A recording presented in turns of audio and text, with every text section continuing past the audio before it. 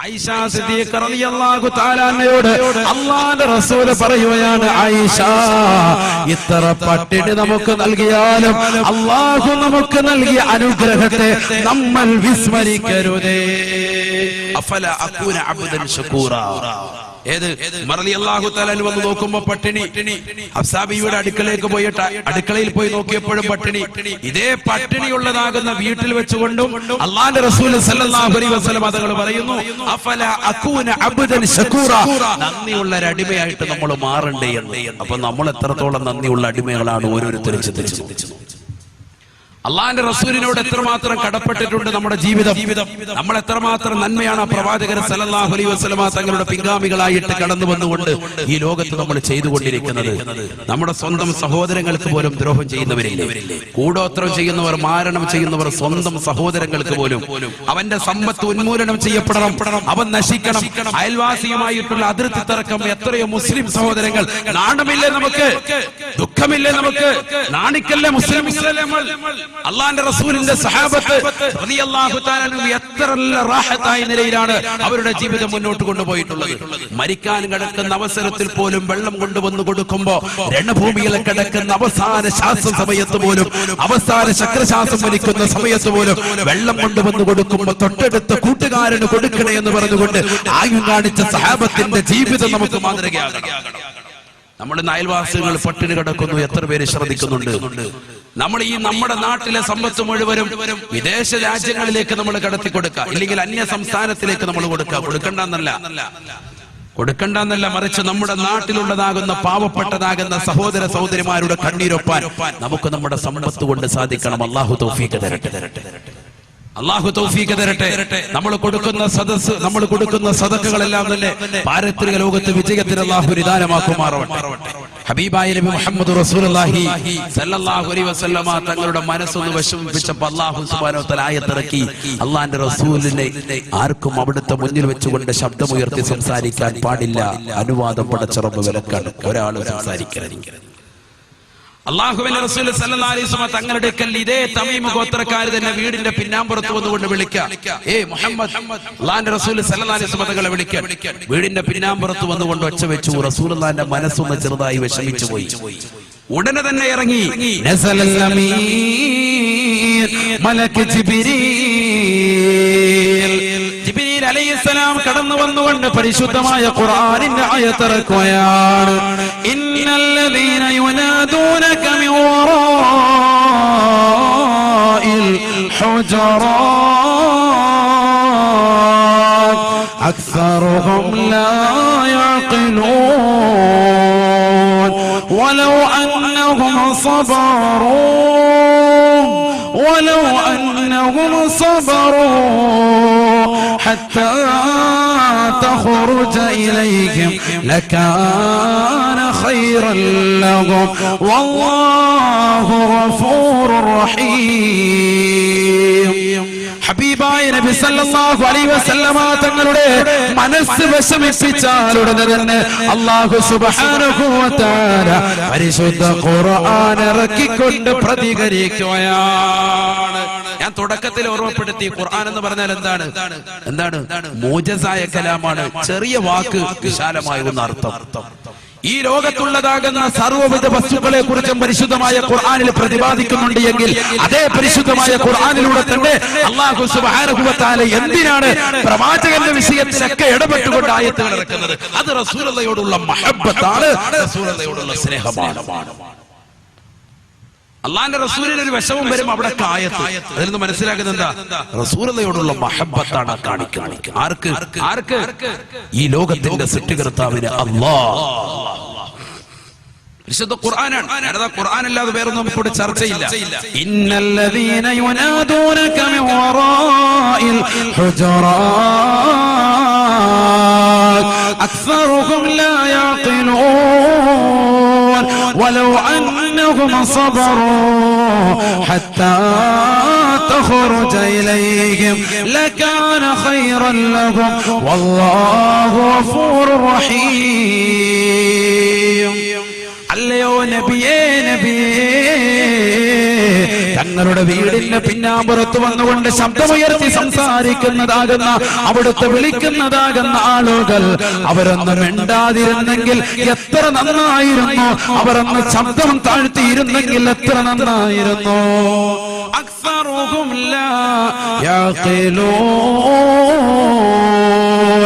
അവരിൽ അധിക ആളുകൾക്കും അവരിൽ സിംഹഭാഗത്തിനും ഓർമ്മയില്ല, വിവരമില്ല.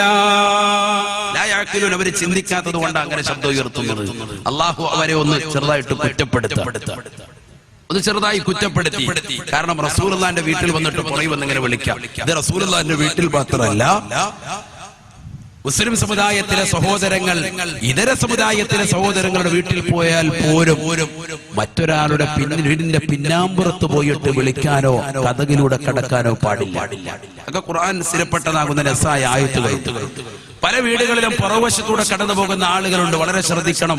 ഒരിക്കലും പാടില്ല. നിന്റെ പ്രിയപ്പെട്ട ഭാര്യ, നിന്റെ പ്രിയപ്പെട്ട മക്കൾ, കുടുംബാദികൾ അവർ ചിലപ്പോൾ വസ്ത്രം മാറുന്ന സമയത്തിലോ അല്ലാത്തൊരു അവസരത്തിലോ ഒക്കെ ആയിരിക്കും വീട്ടിലേക്ക് ചെല്ലുമ്പോൾ ഫ്രണ്ട് വഴി തന്നെ ചെയ്യുക. ഇതിപ്പോൾ നമുക്ക് കോളിംഗ് ബെല്ലുണ്ട്.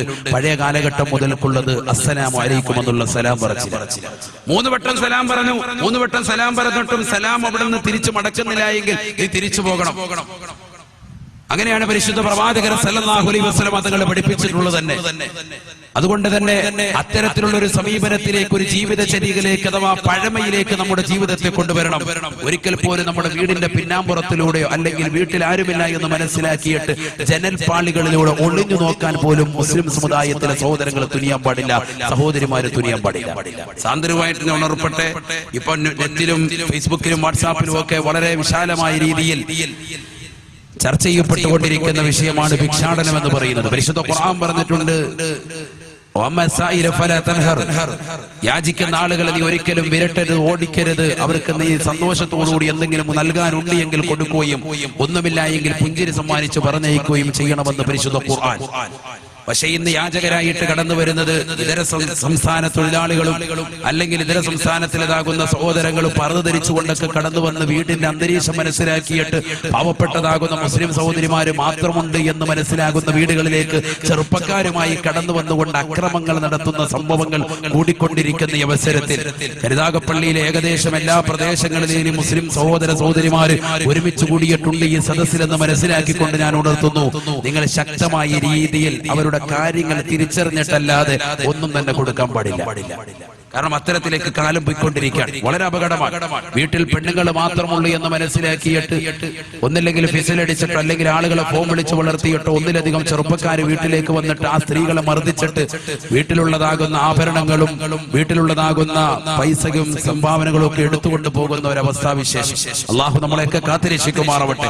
അക്രമങ്ങളെ തൊട്ട് പടച്ചിറപ്പ് നമ്മളെ കാത്തിരക്ഷിക്കുമാറാവട്ടെ. നമ്മൾ ഓതലും പറയലും ദിക്റും ഔറാദും ഉള്ളവരാണെങ്കിൽ കൂടിയും ജാഗരൂകരാകണമെന്ന് ഞാൻ സാന്ദർഭമായി ഓർമ്മപ്പെടുത്താം. ഹബീബായ നബി മുഹമ്മദ് റസൂലുള്ളാഹി സല്ലല്ലാഹു അലൈഹി വസല്ലമ തങ്ങളുടെ വീടിന്റെ പിന്നാമ്പുറത്ത് വന്നുകൊണ്ട് ശബ്ദമുയർത്തിയവർക്കെതിരെ പരിശുദ്ധ ഖുർആൻ, ഇന്നല്ലദീന യുനാദൂനക മിൻ വറാഇൽ ഹുജറാത്ത് അക്സറുഹും ലാ യഖിലൂൻ വലൗ അന്നഹും സബറൂ ഹത്താ തഖറുജ ഇലൈഹിം ലകാന ഖൈറൻ ലഹും വല്ലാഹു ഗഫൂറുർ റഹീം. അല്ലയോ നബിയേ, നബിയേ, അവിടുത്തെ വീടിന്റെ പിന്നാമ്പുറത്ത് വന്നുകൊണ്ട് ശബ്ദമുയർത്തുന്നതാകുന്ന ആളുകൾക്ക് വിവരമില്ല, ബോധമില്ല. അവർ അല്പം കൂടി ശ്രമിച്ചുകൊണ്ട് വീട്ടിൽ തന്നെ പുറവശത്ത് നിന്നിരുന്നുവെങ്കിൽ, വീടിന്റെ മുൻഭാഗത്ത് നിന്ന് വലത്തോട്ടോ ഇടത്തോട്ടോ മാറി നിന്നിരുന്നുവെങ്കിൽ ലകാന ഖൈറൻ ലഹും, അതാണ് അവർക്ക് ഏറ്റവും കരണീയമെന്ന് വിശുദ്ധ ഖുർആൻ. ഒരു വീടിന്റെ മുന്നിൽ പോയി നേരെ നിൽക്കാൻ പാടില്ല. ബെല്ലടിച്ചു വലത്തോട്ടോ ഇടത്തോട്ടോ ഒന്ന് അല്പം മാറി നിൽക്കണം. ഇതൊക്കെ പരിശുദ്ധ ഖുർആനിന്റെ കൽപ്പനകളാണ്. നമ്മൾ ഈ സദസ്സിൽ നിന്ന് പോകുമ്പോൾ കുറെ അറിവുകൾ പഠിക്കൽ കൂടിയാകണം. അതിനുവേണ്ടി ഞാനിത് പറയുന്നത് കേവലം പ്രവാചകന്റെ മദ്ഹ് മാത്രം പറയുന്നതിലൂടെ അല്ല, അറിവ് നമ്മൾ സമ്പാദിക്കും. ഒരു വീട്ടിൽ ചെന്നു കോളിംഗ് ബെൽ അടിച്ചു, മാറി നിൽക്കണം. അല്പം ഒന്ന് വലത്തോട്ടോ ഇടത്തോട്ടോ മാറി നിൽക്കണം. നേരെ അവരുടെ ഫ്രണ്ട് ഡോറിന്റെ അടുത്ത് തന്നെ പോയി നിൽക്കാൻ പാടില്ല. പരിശുദ്ധ പ്രവാചകർ സല്ലല്ലാഹു അലൈഹി വസല്ലം തങ്ങൾ പഠിപ്പിക്കാൻ വീട്ടുകാർ വന്നു അസ്സലാമു അലൈക്കും പറയണം, വീട്ടിലേക്ക് പ്രവേശിക്കണം. അവർ മാന്യമായി സൽക്കരിക്കുന്നുണ്ടെങ്കിൽ ആ സൽക്കാരത്തിൽ ഏർപ്പെട്ടുകൊണ്ട് നീ തിരിച്ചു പോകണം. വീട്ടിൽ ആരുമില്ല എന്ന് സ്ത്രീകൾ പറയുകയാണെങ്കിൽ പിന്നെ അവിടെ നീ പരിങ്ങി നിൽക്കാൻ പാടില്ല, കറങ്ങി നിൽക്കാൻ പാടില്ല, വേഗം തന്നെ നീ പോകണം. ഇതൊക്കെ പരിശുദ്ധ ദീനിന്റെ നിർദ്ദേശങ്ങളാണ്. ഏതുമായിക്കോട്ടെ, തമീമ ഗോത്രത്തിലെ നിവേദക സംഘം വന്നുകൊണ്ട് പ്രവാചകന്റെ വീടിന്റെ പിന്നാമ്പുറത്ത് വന്നുകൊണ്ട് ശബ്ദമുയർത്തിയപ്പോ അള്ളാഹുവിന്റെ വിശുദ്ധമായ ഖുർആനിൽ ആയത്തിറക്കിക്കൊണ്ട് പടച്ചറബ് പ്രവാചകനോട് ഐക്യദാർഢ്യം പ്രഖ്യാപിക്കുകയാണ്, സ്നേഹം കാണിക്കുകയാണ്. അല്ലയോ പ്രിയപ്പെട്ടതാകുന്ന പ്രവാചകരെ, അവിടുത്തെ പ്രിയപ്പെട്ടതാകുന്ന കൂട്ടര് മുസ്ലിമീങ്ങളാകുന്ന സഹോദരങ്ങൾ വീടിന്റെ പിന്നാമ്പുറത്ത് വന്നുകൊണ്ട് ശബ്ദമുയർത്തുന്നതാകുന്ന ആളുകൾ അവർക്ക് അധികവും അറിവില്ലാത്തത് കൊണ്ടാണ്. അള്ളാഹു അവർക്ക് പുറത്തു കൊടുക്കുക തന്നെ ചെയ്യും. അവർ അല്പം കൂടി ക്ഷമിച്ചിരുന്നെങ്കിൽ അതാണ് ഏറ്റവും കരണീയമെന്ന് വിശുദ്ധമായ ഖുർആൻ. രണ്ട് ഉദാഹരണങ്ങളെ നമ്മൾ പറഞ്ഞിട്ടുള്ളൂ. അള്ളാഹുവിന്റെ റസൂൽ സല്ലല്ലാഹു അലൈഹി വസല്ലമ തങ്ങളെ സ്നേഹിച്ചതിന് ഇനിയും ഉദാഹരണങ്ങൾ ബാക്കി. പ്രവാചകർ സല്ലല്ലാഹു അലൈഹി വസല്ലമ തങ്ങള് ഇസ്ലാമിക പ്രബോധനമായിട്ട് ആദ്യമായി കടന്നു ചെല്ലുന്നത് തന്റെ പ്രിയപ്പെട്ട സമുദായത്തെ മാത്രമല്ല, തന്റെ പ്രിയപ്പെട്ടതാകുന്ന ജനങ്ങളെ എല്ലാവരെയും വിളിച്ചുകൂട്ട് ബനൂ ഫിഹ്റും ബനൂ അദി ഗോത്രക്കാരെ മുഴുവനും ജബൽ അബൂ ഖുബൈസ് എന്ന് പറയുന്ന സുന്ദരമാകുന്ന മലയുടെ മുകളിലേക്ക് അല്ലാഹുവിന്റെ റസൂൽ സല്ലല്ലാഹു അലൈഹി വസല്ലം തങ്ങൾ ഒരുമിച്ച് കൂട്ടി. ചരിത്രം വിശാലമാണ്. എല്ലാവരെയും ഒരുമിച്ച് കൂട്ടിയിട്ട് അല്ലാഹുവിന്റെ റസൂൽ ചോദിച്ചു, ഞാൻ നിൽക്കുന്ന ഈ പർവ്വതത്തിന്റെ പിറകിലൂടെ ഒരു കൂട്ടം ശത്രുക്കളെ നിങ്ങളെ നശിപ്പിക്കാൻ കടന്നു വരുന്നത് എന്ന് ഞാൻ നിങ്ങളോട് പറഞ്ഞാൽ നിങ്ങൾ എന്നെ കൊണ്ട് വിശ്വസിക്കുമോ അതോ അവിശ്വസിക്കുമോ എന്ന് ചോദിച്ചപ്പോ അവരെല്ലാവരും ഒന്നടങ്കം പറഞ്ഞു, നീ അൽ അമീനാണ്, നീ സത്യസന്ധനാണ്, നീ സത്യമല്ലാതെ മറ്റൊന്നും പറയൂല, അതുകൊണ്ട് ഞങ്ങൾ നിന്നെ വിശ്വസിക്കുമെന്ന് അവരെല്ലാവരും ഒന്നടങ്കം പറഞ്ഞപ്പോ പ്രവാചകർ സല്ലല്ലാഹു അലൈഹി വസല്ലം തങ്ങൾ സന്ദർഭോചിതമായി ബുദ്ധിപരമായി തന്റെ പ്രിയപ്പെട്ട സമുദായത്തെ, തന്റെ പ്രിയപ്പെട്ട കൂട്ടുകാരെ, തന്റെ പ്രിയപ്പെട്ട നാട്ടുകാരെ, തന്റെ പ്രിയപ്പെട്ട കുടുംബ ഫിഹ്ർ ഗോത്രക്കാരുണ്ട്, അദീ ഗോത്രക്കാരുണ്ട്, എല്ലാവരുമായിട്ട് പറഞ്ഞു, എന്നാൽ ഇന്നീലക്കും നദീറും മുബീൻ, നിങ്ങൾക്ക് ഞാൻ ശക്തനായ ഒരു മുന്നറിയിപ്പുകാരനാണ്. ഇസ്ലാമിന്റെ തുടക്ക കാലഘട്ടം, ഇസ്ലാമിന്റെ പ്രബോധന കാലഘട്ടമാണ്. അഷ്റഫുൽ ഖൽഖ് മുഹമ്മദ് റസൂലുള്ളാഹി സ്വല്ലല്ലാഹു അലൈഹി വസല്ലം തങ്ങൾ പ്രബോധനം നടത്തുന്നതിന്റെ തുടക്കത്തെ ശൈലി അബൂ ഖുബൈസ് എന്ന് പറയുന്നതാകുന്ന സുന്ദരമാകുന്ന മലയുടെ മുകളിൽ കയറുന്നതുകൊണ്ട് പരിശുദ്ധ ദീനിലേക്ക് ജനങ്ങളെ ക്ഷണിച്ചപ്പോ എല്ലാവരോടുമായിട്ട് പറഞ്ഞു, എല്ലാ ജനങ്ങളും ഓടി വരുന്ന, എല്ലാവരും കടന്നു വരുന്നെന്ന് പറഞ്ഞിട്ട് ഈ ഇരിക്കുന്നതാകുന്ന ജനങ്ങളോട് മുഴുവനുമായിട്ട് എനിക്ക് ചോദിക്കാനുള്ളത്, നമ്മൾ നിൽക്കുന്നതാകുന്ന ഈ മലയുടെ പിന്നാമ്പുറത്തൂടെ ഒരു കൂട്ടം നമ്മൾ ആക്രമിക്കാൻ കടന്നു വന്നാൽ വിശ്വസിക്കുമോ എന്ന് ചോദിച്ചപ്പോ വിശ്വസിക്കുമെന്ന് പറഞ്ഞതാകുന്ന സമൂഹത്തോട് ബഹുമാനപ്പെട്ട ആദരവായ നബി മുഹമ്മദ് മുസ്തഫ സല്ലല്ലാഹു അലൈഹി വസല്ലമ തങ്ങൾ രണ്ടാമതായി ചോദിക്കുകയാണ്, എന്നാൽ എനിക്ക് നിങ്ങളോട് പറയാനുള്ളത്, ഇന്നീലക്കും നദീറും മുബീൻ, ശക്തനായ ഒരു മുന്നറിയിപ്പുകാരനായിട്ടാണ് ഞാൻ നിങ്ങളുടെ മുന്നിൽ വന്ന് നിൽക്കുന്നത്. അതിശക്തമായ ഒരു മുന്നറിയിപ്പാണ് നിങ്ങൾക്ക് എനിക്ക് നൽകാനുള്ളത്. കാരണം എന്താ? നരകത്തെ കുറിച്ചുള്ള മുന്നറിയിപ്പ്, നരകത്തെ കുറിച്ചുള്ള ഒരു മുന്നറിയിപ്പാണ് നിങ്ങൾക്ക് ഞാൻ നൽകാനുള്ളത്. നന്നായി ജീവിച്ചില്ല എങ്കിൽ, ഇബാദത്തുകളുമായി മുന്നോട്ട് പോയില്ല എങ്കിൽ കത്തിജ്വലിക്കുന്നതാകുന്ന നരകത്തിന്റെ വക്താക്കളായിട്ട് നമ്മൾ മാറുമെന്നുള്ള പടച്ചറബിന്റെ മുന്നറിയിപ്പാണ് നിങ്ങൾക്ക് നൽകാനുള്ളത് എന്ന്